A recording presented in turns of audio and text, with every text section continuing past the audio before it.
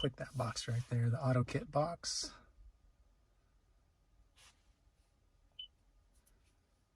And there's the box right there, all fully loaded up.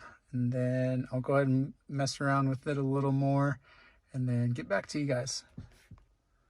All right, so the main reason why I got this audio box here to test out is I have a SIM card to use with this. I believe it's the micro SIM card that'll go right there in the back. I'll have to do it separately, but this one, it's going to be my T-Mobile SIM card. I'm going to get that put in to that box right there, and then we'll see how this runs. The intention is basically to run YouTube, Chrome, internet, Spotify, what have you, without connecting to my phone. And then we'll go ahead and run it back and see how it looks. All right, so I got my SIM card put in. Kind of took a little effort to get in.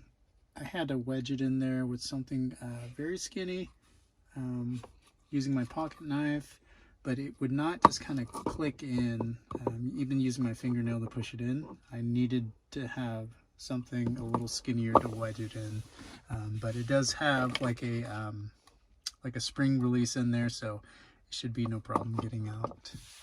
So my internet should be working. I did not change any settings whatsoever. I just put the SIM card in, and then it looked like it worked correctly. So I just use the Google browser here. We can just type in, I don't know, let's just do Toyota.